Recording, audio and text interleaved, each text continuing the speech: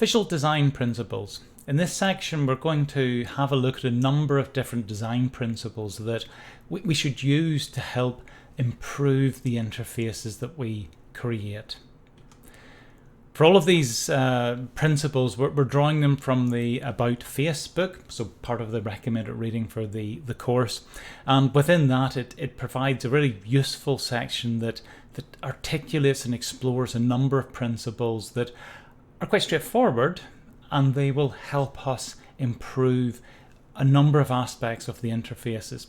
And in particular, the things we're going to have a look at here are around how we can better establish an effective visual hierarchy in terms of helping the user see how things are related, how we can appropriately balance elements inside our design, about elements and techniques we can use to direct the user's attention. And underpinning a lot of the things we will be exploring is the need to keep it simple, the benefits from keeping it simple. So we'll start off first of all about establishing a visual hierarchy. And part of the reason of this is we want the user to be able to look at the screen and effortlessly be able to tell what's important, to be able to tell how elements are linked or what things go together. And if they can do that, then they can navigate better through that interface. We have a number of different design aspects we can vary to provide this hierarchy. We're going to consider the use of scale, the size of things, the color, the contrast relative to the background, how we align and how we position things next to one another. And by varying those parameters, we can emphasize or de-emphasize certain elements. We can help set up and control our hierarchy. Now, one of the things about this here is that if you do it really well, unfortunately, the user will never notice it. It will just work. It'll be natural. It'll be effortless. But if it's not done well and it's confusing to the user or it just doesn't look right, then that will tend to be noticed by the user. So when we're thinking then about signifying important elements, and we would do this by way of visually showing what is important, what we want to draw the user's attention to first of all within our hierarchy. Those elements, they might be larger, they might have greater contrast relative then to the background, they might be positioned in a way that they stand out more. Whereas in contrast then to other items that are not as important, they maybe will stand out less, they're going to be more sort of similar contrast to the background, they'll be grouped together with other items of equal importance. So there's a number of different techniques we can use to highlight or to de-emphasize elements of it. And if you find in your design, maybe through user feedback, you've got sort of two elements that are competing with one another in terms of capturing the user's attention, it's generally a good idea then to vary one of those parameters in terms of the position, the size, the contrast, to make that item stand out more. And when you're doing that, it's generally useful to de-emphasize, to turn down one as opposed to turn up the other. So in that sense, we're not having sort of a race to make things jump out even more. Rather, if we've got two items, we'll turn down one of them so it's not as prominent to the one that we do want the user to notice first of all. Aligning elements is an important aspect then of that visual hierarchy, of ensuring then that the user's eye can easily flow through a number of different connected elements. So visual elements, typically we should align them. That's a good thing. And we think about alignment, we can do it horizontally, we can do it vertically, and if we can do it for both sets, we should do that. So generally speaking, the more we can align things, the better. And the more elements we can align, the better. So it's just generally a good thing.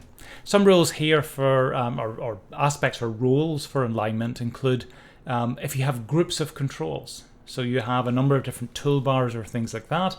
We want to make sure that we position those groups of controls so that they're aligned to one another, that is easy for the user to see them in terms of where they're situated and to skip from one group of controls to the next. Where we're using labels to describe elements inside our interface, it's really quite important that our labels are aligned. Particularly if we have several different labels that relate to some aspect. Aligning them will help the user then being able to visually jump from one to the next and to be able to read those labels in terms of what they are identifying or signifying. Where we have controls that fall inside a group, so this may be a particular set of controls that are all related together. Obviously, we want to have them appropriately positioned and aligned with other related tools inside that group. So all good, common, straightforward, sensible uses of alignment. What can we use to enable alignment to better happen? Well, grids are a good way of doing that. Grids are a fantastic way of actually enabling us to think about how we structure our pages. Obviously, a grid, it chops the space up into a number of different sized or potentially regularly sized sections, and then we can decide what we put into each of those sections. So it's a useful tool then for providing that type of alignment. A good grid layout, it gives us flexibility in terms of how we position our elements, while still sort of providing a level of consistency, because it's a grid, it's a regular structure in and of itself. And if we say here that most things in design, simplicity and consistency, they're good. If we can do it that way, that's a good element then of what success will look like. So a little bit more about grids. And this ties into, well, if we're going to use a grid, some of the variables that we do get to choose is, well, how big should each of the grid elements be, and what aspect ratio, width relative to height, should we use? And there's a number of commonly employed ones, and it's a good idea to pick one of these, unless you have a particular need for doing something different. So regular space grid's your first one, where it's just a regular space grid, the width and the height are the same, they're squares, that's what we have available. The golden ratio is another example, and you see this just above me, where the aspect ratio is 1 to 1.6, so they're thereabouts. And it's derived from the Fibonacci series. It's a ratio that you can see observed in natural processes with a reasonable degree of frequency. And you can see for the pattern we have just above me, we have different sized grid elements. They vary then in terms of the ratio to 1 to 1.6. And if you then sort of subdivide those areas and repeat that, you end up this sort of spiral type shape. Another common ratio is the square root of 2, sort of roughly 1 to 1.14. And that's the ratio that's used within the sort of paper standard size. We talk about an A4 going to A3 to A2. So they do become twice as big as one another, but the aspect ratio they use within that is the square root of 2. So where possible, use one of those standard ratios because they're very commonly used elsewhere. And what means then, from the user's point of view, it's going to be familiar, it's going to be comfortable, it's going to be something they've seen before and are used to seeing, and that helps them. Getting the balance right is a really important element as well. And that's where if you have a proportion or a ratio that's slightly unbalanced or slightly misaligned, that will probably be picked up by the user as something that just doesn't look right. And you may see a good example of this in the image just above me. So there we have a set of 5 icons, and we have the example on the left and the example on the right. Now, the example on the left, if you look at it, it doesn't just look quite right. It's a little bit off. And the one on the right-hand side, it just looks better. So subtle differences can be picked up. So in the case of the one on the left, in terms of the eye naturally going across from left to right, sort of looking for these items, we would expect them, or we'll find it better if they are naturally aligned along that horizontal view. But they're not. They're slightly up and down from that view. So that looks a little bit odd. And also in terms of the size, we would, if we have 5 icons, we would typically expect them to be roughly the same size. But when we look at these, some things are a bit bigger than others, that the telephone icon seems a bit bigger than the handshake one. So size-wise, they're a little bit off as well. So subtle things, but it's enough just to make it not look right from our point of view. Whereas for the one on the left, if you look across horizontally, they're all aligned in that horizontal plane, and they've all been sized so that they occupy roughly the same amount of space as one to another, and that just looks better, just looks right. And it's good indication there that if things are slightly off, they're likely to be picked up by the user. So you do want to ensure that consistency, that balance in through the design. So a few things we can do there, that if the elements we're looking at, if they require approximately the same amount of space, then make them use the same amount of space. Don't have it vary. Make it the same if you can do so. And if we have elements that do require different amounts of space, then make sure it is actually meaningfully different. They're not just a little bit different, they should be notably different. So in that sense, it will visually indicate to the viewer that no, these things are not related, they are meant to be different. Similarly with the layouts, that if we're using a layout that's close to a simple fraction, like a half or a third, or one of the ratios we identified in the previous slide, make it exactly that. So make the proportions bold, distinct, and exact. Quite important, but it helps then make that design just look more natural. In terms of a few other points then for grids, they help regularize the position of and consistency of elements, obviously because they're grids, that's what they do. For grid-based designs, they typically can be easily modified because you can just change the content inside the individual cells. Potentially they can be extended in terms of increasing the size or the density of the grid. And because we're using that sort of standardized layout, it almost helps then the designer, because you have quite a high sort of standard template that you can drop things into. So from a design point of view, it can make things easier as well. Final point at the bottom then is that if you're using coherent and regular grid layout, because we like to see things that look consistent and regular, because we are used to seeing things that are consistent and regular, if we do see that in the interfaces that we're designing, aesthetically from the user's point of view, they're likely to think, that's fine, that's good, doesn't look bad. Next section is on how can we better direct the user's attention. And here we're thinking about if we have a screen where we want to control the flow in which the user looks at activities. And a form where the user has to fill in several different fields is a good example. And we've got two examples here. In the good form, we've got a number of different fields and a selection that the user then has to make and a button they then have to press. And they've all been arranged so that the user can fill in one, look down, fill in the next, look down, fill in the next. So it's a vertical alignment. The not so good example on the right hand side, the user has to fill in one thing, jump across to fill in the next, then go down to fill in the other one. So it's more of a zigzagged pattern as they go through. It's not as natural. I mean, it's not horrendous, but it's not as natural as the first one. And we want to make our designs as natural, as effortless as we possibly can be. Most cases, we can assume our users will start at the top and navigate down to the bottom. And certainly in Western countries, we can assume they'll start over on the left-hand side and go across to the right. So we've got a bit of a directional aspect we can assume. If we're using a grid, now one of the things about a grid is it does regularize the position. If inside that we want to be able to control the way the user looks at the elements on the grid, then we're going to have to look at some of the other properties that we can use to help provide that direction in terms of color and contrast and maybe other visual indications that nudges the eye in a certain direction. Associating visual symbols with objects and actions. It's a good thing. So we're talking about a visual interface here. We know that we can identify objects much more quickly than we can identify words. So we do want to use visual symbols appropriately, but also richly inside our applications. So where we have an object or an action, think, can we have a visual symbol that goes alongside that?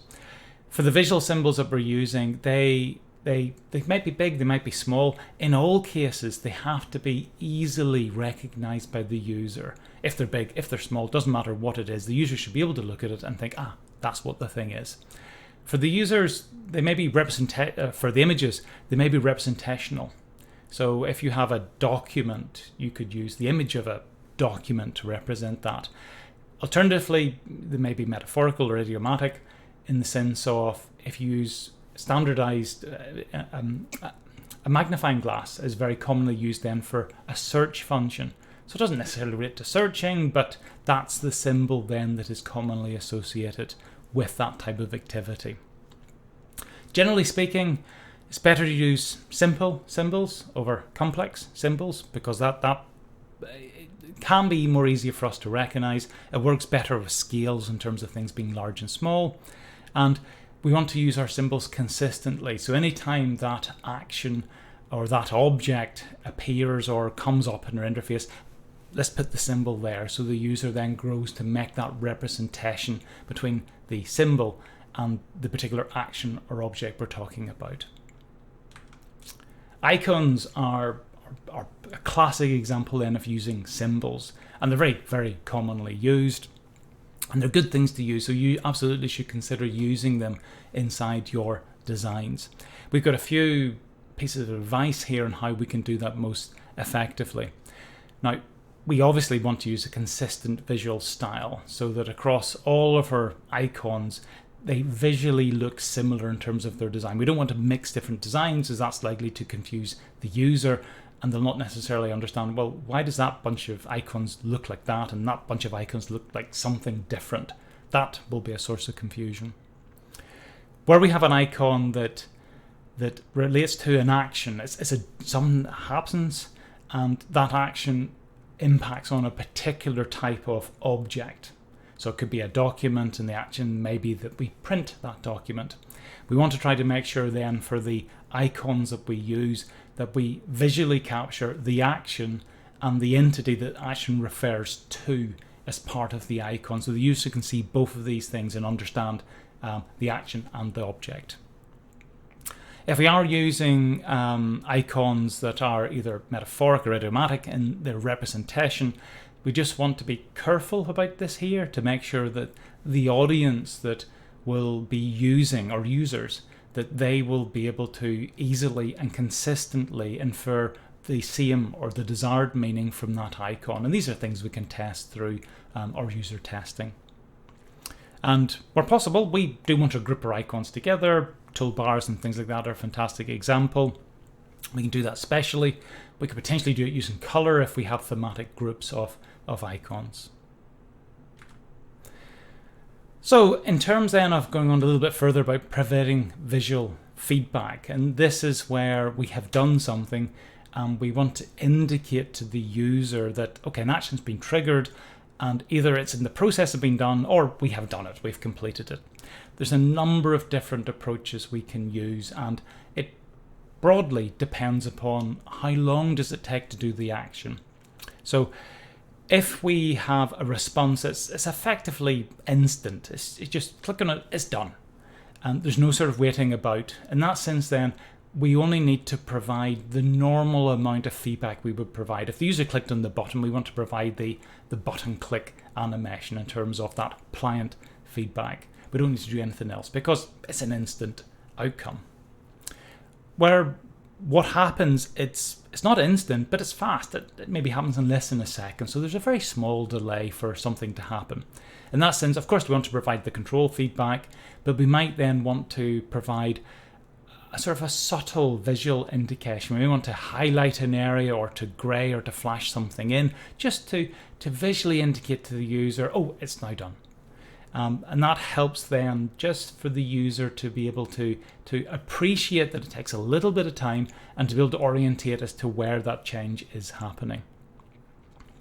Where we have an activity that's likely to take several seconds to happen, so it's a longer period of time, and as soon as you get into several seconds you are into a duration that users are likely to wander in terms of that mentally they're not going to sort of wait about and sort of focus on the task. A couple of seconds, okay, fair enough. Several seconds, they're likely to think about something else whilst waiting. So in that particular case, we want to have a way of highlighting to say that, okay, this is going to take a little bit of time, and we want to provide a way of indicating, if you like, progress, maybe a loading bar or percentages up to 100 or some way of visually indicating to the user that they can see that progress happen over the period of a few seconds. Where we have something that's likely to be slow, it's going to take a long time. Could be 30 seconds, could be 3 or 4 minutes. In that sense then, if we can, run it as a background task. Don't hold the user up and say to the user, well, you don't have to wait until this thing is done. If we're able to, run it as a background task and let the user get on with other things and provide them with an indication to see that it's running in the background and let them know when it's finished. So minimizing visual noise is another aspect that's quite important, and if you look at the pretty horrendous sort of World of Warcraft screenshot here as an example of overload in terms of far too much visual activity happening on the screen. So where possible, we want to turn down the visual noise to keep it visually as uncluttered as possible, because that will help the user then in terms of their interaction with it. So some examples of things that can result in visual clutter is if we have too many controls or interface elements. There's just too much on the screen. Now, some experts may like that, but beginners and intermediate users probably will find it too confusing. We might have lots of intense, bright, highly contrasting colors, and in that sense then the user may be looking at this and their eyes may be darting over the place wondering, well, what's most important? Everything seems to be jumping up and shouting, I'm important. We may have simply too many colors that don't thematically go together. We may have unduly ornate or embellished visual representation. So it's not simple, it's visually ornate, but doesn't really have to be visually ornate, or there's no benefit to it being visually ornate. Sometimes really interactive, really interesting, really colorful, really innovative interfaces are right, but quite often they're the exception as opposed to the common rule, where we want to have something that just is simple and easy for the user to use. Our final slide then, and this really sums up a lot of the actions and activities we've been talking about. It can be summarized as just keep it simple. If that's your guiding principle, it will serve you really well. So when we're thinking about how we design our visual interfaces, we want to make them simple, we want to make them user friendly, we want to make them effective. So we should favor simple geometric forms and color patterns that are palettes that are sort of neutral or low saturated colors. Nothing too bright, too garish, too outstanding. Where we do have high contrasting colors, or we're using things like bold for things to stand out, we want to do it simply to highlight important information. It has to be a real reason why we're doing that, and we can't do it too much, else everything becomes important, so it should be sparingly used. Where we have different fonts, we want to limit our typographic variation, just use a couple of fonts or just one, even better. Similar font sizes and all of those types of things, just keep it simple as it possibly can be. Unless there's a real compelling need to put in variation, don't do that. We should reduce visual variation. We should make sure we're enforcing consistent ratios and consistent spacing, tying into the principles we talked about earlier on in terms of meaningful ratios, of things that are balanced if they are roughly balanced, and if they're not meant to be the same, then make sure they visually do not look to be the same in terms of their size and position and things like that. So basically, the bit at the bottom, ensure all visual variations, anything where we're deviating from our simple, consistent, keep it nice and easy. If we're very differing in terms of color or size or position, we must have a reason to do that. And the extent to which we're varying should be tied in very much to the significance of the reason that we're doing. So that's all we want to cover out in this particular section. In the next section, we're still going to stick with some visual principles. It's going to be around sort of rich modeless feedback. So you can sort of view it as a continuation of this one, but we'll look at it independently as on. It's quite a powerful way of building in information into a visual interaction.